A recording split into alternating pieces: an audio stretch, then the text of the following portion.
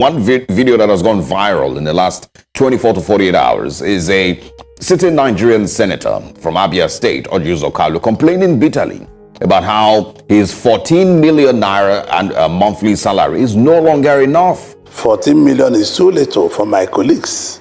Mind you, these are people who have made politics their career.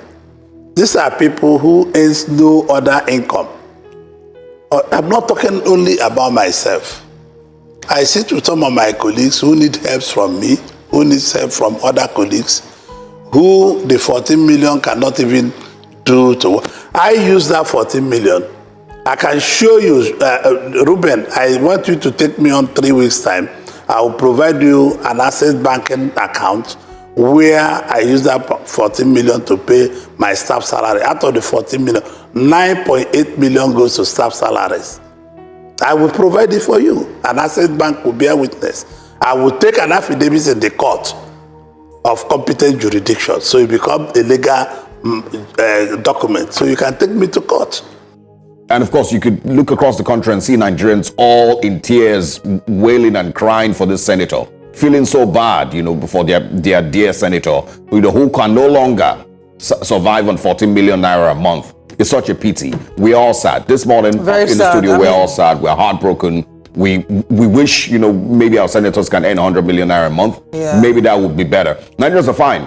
Yeah. 70,000 naira is fine for the average Nigerian. I mean, it's even good news to see that. I think Rivers State has also increased minimum wage, has approved an increase in minimum wage. So, I mean, we're starting to see a number of Nigerians having an increase, which is a great idea. But like you said, it's such a sad, and let's not be funny or sarcastic. No, I'm not being serious. Nigerians are fine with 70,000 naira minimum wage. It's very ridiculous. We don't want more. It's very ridiculous but I won't say borderline, actually insensitive. He's come out to say in that interview which he granted on Arise Television, where he talked about how he's willing to swear an affidavit, he's willing to bring his statement of account in the next 3 weeks to show just how much has been spent. But what's really insensitive about it is the fact that it's not taking into consideration the current reality of Nigerians. A number of people can't feed. 14 million is too little for my colleagues.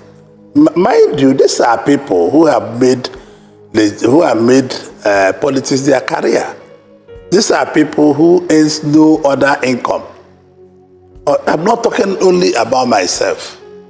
I sit with some of my colleagues who need help from me, who need help from other colleagues, who the 14 million cannot even do to work. I use that 14 million. I can show you, Ruben, I want you to take me on 3 weeks' time. I will provide you an access banking account where I use that 14 million to pay my staff salary. Out of the 14 million, 9.8 million goes to staff salaries. I will provide it for you. An asset bank will bear witness. I will take an affidavit in the court of competent jurisdiction, so it becomes a legal document, so you can take me to court. So let me tell you, out of 14 million, I pay 9.8 million to salaries of my staff in the constituency and in the office in Abuja. And these are money that provided not only for me to put in my pocket. It's not my money. It's the money of office of a senator representing Abia North. Those money is if my aides are traveling, they need to pay transport from there to go to Abia to the constituency.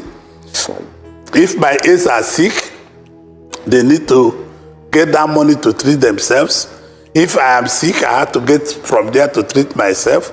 We need to repair the cars I will use, the committee cars, we need to repair everything that we need to do. And dressing allowance is there. Any allowance you talk is encompassing. This is what I said, and I don't shy away from it. And to my colleagues who are senators, that is not enough for them.